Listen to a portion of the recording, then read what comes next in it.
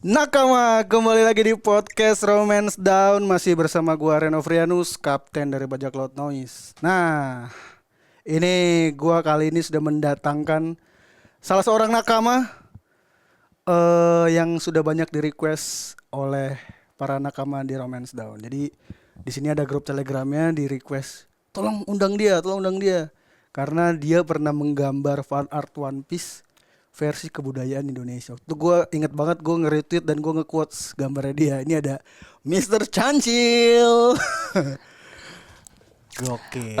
Makasih banget udah diundang ke sini. Gue nggak nyangka ternyata ada yang suka juga dan nge-request gue untuk datang sini. Iya. Untuk diajak ngobrol Tapi sama kapten. Tapi gue inget itu gue pernah nge-quotes gambar lu yang budaya Indonesia. Bener kan lu pernah gambar itu kan? Bener. Itu semua nakama lu bikin gitu gimana sih lo?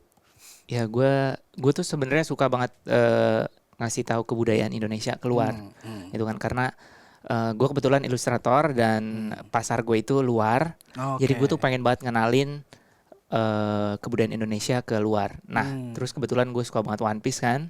Dan gue lihat One Piece tuh emang di seluruh dunia juga menarik banget, banyak banget fansnya. Jadi kenapa nggak digabungin gitu loh, nggak digabungin gitu. Nah dari semua, kan perjalanannya Luffy itu udah panjang banget kan, udah 24 tahun ya? Iya, 24 tahun. Nah, dari semua arc itu, ada arc yang lu gila gak? Ini favorit gua nih. Ada dua sebenarnya, ada tuh? dua dan itu beda, kesan yang ditimbulkan itu beda.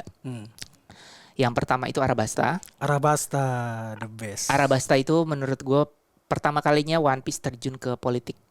Betul. Jadi saat East Blue Saga itu selesai, rata-rata kan itu ngerekrutnya tuh nyelamatin desa, nyelamatin apa. Nah, politiknya juga baru politik kecil kayak politik Arlong. Yang muncul kan kepala desa gitu-gitu kan rata-rata ya. Betul. Pasti muncul tuh kepala desanya ini. Nah, pas masuk Grand Line itu skalanya berubah. Skalanya berubah, itu udah pulau, raja, kekuasaan, dan benar-benar menurut gua kudeta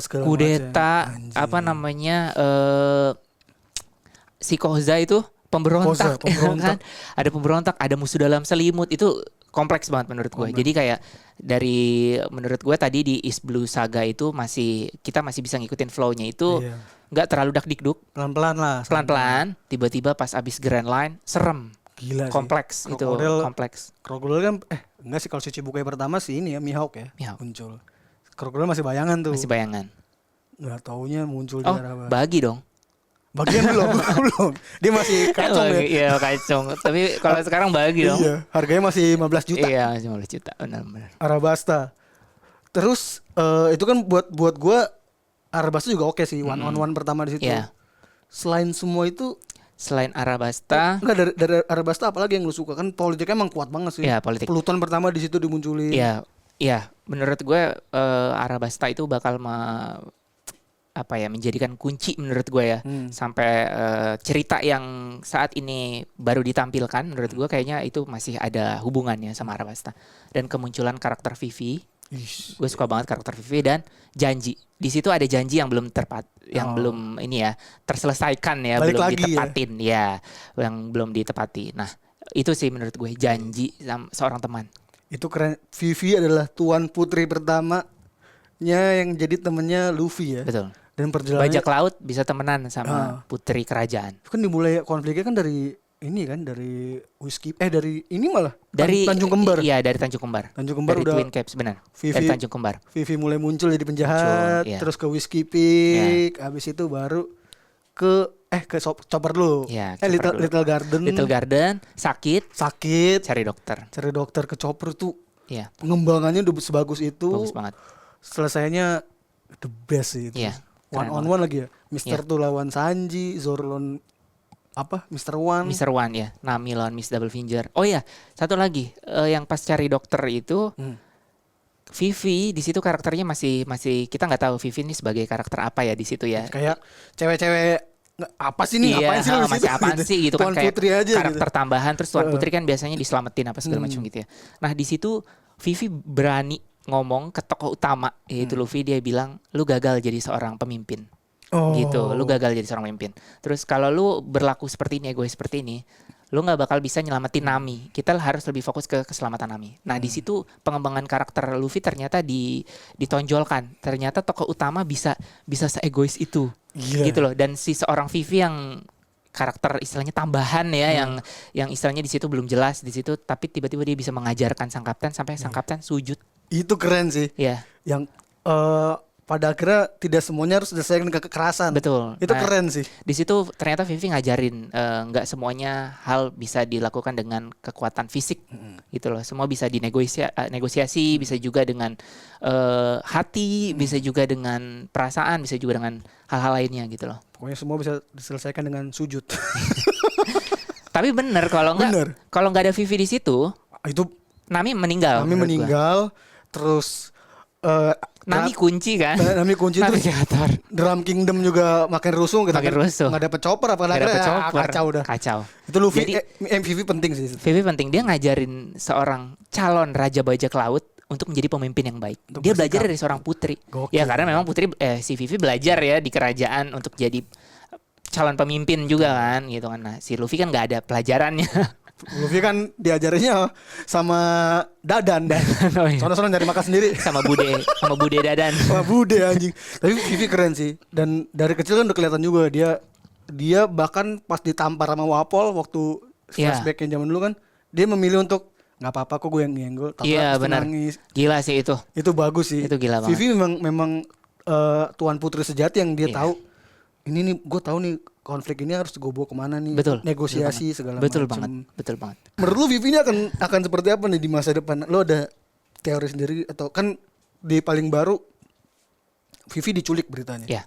Terus sebelum Vivi diculik, fotonya dia ditusuk sama si Im sama kita yang siluet itu. Ada pemikiran apa nggak lo? Teori atau apa gitu? Iya. Kalau menurut gue One Piece ini ceritanya sudah semakin kompleks. Wah, ya udah rumit. Menurut gue udah bukan cuma berantem. Ini memang genrenya shonen. Ya, pada dasarnya memang katanya anak cowok itu demennya adegan bertarung, ya kan. Tapi kita udah diperlihatkan One Piece ini kompleks banget. Ini kompleks banget. Politiknya udah kuat menurut gue. Gak cuma bertarung doang ya? Ya gak cuma bertarung. Di sini tuh masalah negosiasi, masalah kebimbangan, masalah komitmen, konsistensi. Banyak banget yang konsisten kayak Kobe, kayak Bagi bahkan. Bagi. Konsisten. Maksudnya banyak banget cerita di situ, bukan cuma pertarungan. Ya, bukan cuma pertarungan. Nah, menurut gue di di arc yang lagi berjalan ini, dia lebih ke perjalanannya lebih dekat ke Raja Bajak Laut. Seorang Raja Bajak Laut menurut gue butuh skill, butuh kemampuan yang lebih dari sekadar kuat. Ya. Nah, menurut gue juga nggak mungkin Luffy jadi hybrid semua hal dia kuasain. Karena itu dia butuh partner, dia butuh nakama, bener kan? Karena pada akhirnya dia punya dokter, ya Luffy nggak perlu lah belajar medis untuk dia bisa nyembuh diri sendiri, gitu kan? Dia ngeliat orang demam aja mau dikasih bir. Iya, dia nggak mungkin belajar, sejarah untuk jadi arkeolog kapalnya, atau dia benerin kapal untuk jadi tukang kapal apa segala macam. Akhirnya dia ngumpulin teman, dan menurut gue untuk menjadi calon Raja Bajak Laut, kekuatan dan kelompoknya saat ini menurut gue belum mumpuni, belum layak. Menurut gue mereka akan butuh seseorang yang paham dengan bagaimana dunia dalam One Piece ini berjalan. Yang fokusnya adalah sebenarnya politik ya. Di sini kan tentang world government, tentang pemerintahan dunia, sama angkatan laut yang korup. Sebenarnya itu kalau gue teliti lebih dalam lagi, sebenarnya ini nih kunci duanya ini adalah angkatan laut dan pemerintahan dunia yang korup. Nah, yang Luffy bisa lakuin kebanyakan cuma berantem kan? Cuma berantem. Pokoknya waktu dia mau nyelamatin Robin dibakar dong. Bendera ini ya. Nah, Luffy nggak ngerti bendera itu dibakar dampaknya apa gitu kan. Pokoknya dia sebel aja. Dia sebel berarti musuhnya Robin itu pemerintah. Berarti dia bakar aja ini. Tapi dia nggak tahu dampaknya akan besar. Luffy akan jadi buronan seluruh dunia istilahnya ya untuk membakar. Dia kayaknya ngebakar memang kalau Robin musuhnya itu pemerintah. Ya gue juga akan jadi musuh pemerintah. Iya, dia kayak gitu konsepnya. Dia konsepnya kayak gitu, bakar. Dia konsepnya kayak gitu. Dia mau nyelamatin temennya dia. Oh, berarti yang ngejar-ngejar Robin ini pemerintah gitu kan. Nah, menurut gue Vivi adalah satu-satunya tokoh yang paling dekat dengan si kelompok topi jerami ini. Dibandingkan karakter-karakter lain, karena Oda cukup aneh. Di setiap cover story Vivi diceritain perjalanannya. Mirip seperti Kobe dan Buggy. Dan kita tahu Kobe dan Buggy bakal dapat porsinya. Pasti. Meskipun mereka pasti nggak punya celah untuk jadi masuk nakama ya. Nggak mungkin Kobe jadi bajak laut. Nggak mungkin Buggy nurut sama Luffy. Nggak mungkin itu. Nah, Vivi aneh sekali dia selalu ada di cover story.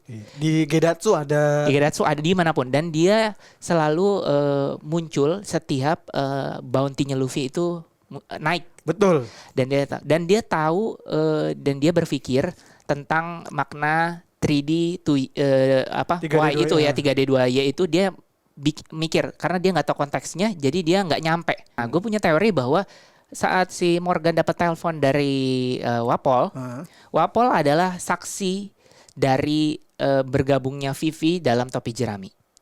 Jadi saat di Drum Kingdom Wapol itu tahu bahwa Vivi adalah anggota topi jerami. Seorang putri raja bisa ada di dalam kelompok bajak laut. Dicepuin nih, Iya, dicepuin. Menurut lu dicepuin sama Wapol nih. Ya, dan waktu di referee itu Wapol ketemu Vivi malah itu kan istilahnya ngata-ngatain kan, dia ngata-ngatain. Terus si siapa nanya ke Vivi itu siapa? Si Rahoshi ya nanya siapa ya? Itu siapa? Itu temannya Luffy juga. Bukan, itu musuh kita.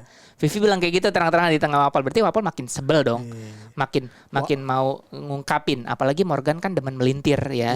Jadi bisa diparah. Nah, menurut gue info yang mau dikasih tahu Wapol adalah tentang kerjasama seorang putri kerajaan Arabasta sama bajak laut topi jerami yang sangat dia sebel itu. Ya kan. Wapol kan sebel banget, ditendang juga kayak Buggy ya. Juga mental kemana nggak tahu kan. Wapol juga salah satu pejuang. Dia ada perjalanan juga. Dan keren sih buat gue dari Gembel. Konsistensi, iya ya. Di Raja lagi ya. Itu lagi konsistensi dalam One Piece ya. Dia ini gigih ya, gigih Wapol. Tapi Wapol brengsek ya. Brengsek. Wapol benci banget itu pasti sama Luffy dan kelompoknya. Nah, gue yakin dia bakal cerita tentang bagaimana si Vivi bisa ada di dalam situ. Dan gila, menurut gue itu informasi yang nggak bisa diterima masyarakat kalau seorang seorang putri raja temenan sama bajak laut. Ya, dia harus jadi kriminal dong. Nah, kalau Vivi sudah jadi kriminal, dia nggak bakal bisa balik dong ke negaranya dengan aman. Pasti dia punya bounty. Kalau punya bounty itu udah pasti dikejar. Kalau dia pulang sebagai putri, sudah ditangkap dong sama angkatan laut di situ ya, atau pemerintahan dunia. Nah, sepertinya mungkin banyak sama teori-teori yang lain mikir yang meninggal itu kayaknya bapaknya Vivi ya. Si Cobra itu kayaknya bukannya gue bilang Cobra nggak penting ya, tapi kayaknya di antara Vivi sama Sabo sama Cobra, kalau Vivi dibunuh yang kecewa banyak. Sabo lebih banyak lagi. Kalau Cobra kayaknya nggak terlalu banyak. Cobra kan sekarang udah jadi ebel aja, ebel Cobra. Iya, benar-benar. Iya kan, kayaknya nggak apa-apa lah kalau dia dimatiin nggak. Gue nggak tahu ada fansnya Cobra atau nggak. Gue mohon maaf kalau ada fansnya Cobra ya, tapi kayak nggak ada deh. Kasian juga sih, tapi kasian maksudnya kalau dia mati jadi yatim piatu. Iya benar. Kalau dia mati kayaknya masih diterima. Nah, menurut gue Sabo sama Vivi bakal kabur. Tapi kan gosipnya kan memang Vivi ketangkep karena itu kali ya. Karena berita dari karena berita dari Wapol. Ini si dia ini pernah temenan sama Luffy. Bisa jadi sih karena memang ketika Dragon kaget terus Morgan ini gue harus beritain ini sesuatu itu kan belum dijelasin beritanya itu apa. Tapi Nakama tuh berspekulasi Sabo ketangkep atau Sabo mati. Sabo mati itu udah pasti nggak mungkin kalau buat gue. Nah, kemungkinan yang ketangkep bisa jadi atau bisa jadi kalau Vivi ketangkep yang nyelamatin Sabo oke sih. Iya, menurut gue kalau Vivi ketangkep yang paling mampu untuk menyelamatkan Vivi ya Sabo yang pasti Sabo. Dan itu akan jadi reuni yang keren meskipun mereka belum kenal satu sama lain, dia bakal ngobrol banyak tentang Luffy. Dengerin cerita lengkapnya cuma di aplikasi Noise. Download Noise sekarang di App Store atau Play Store.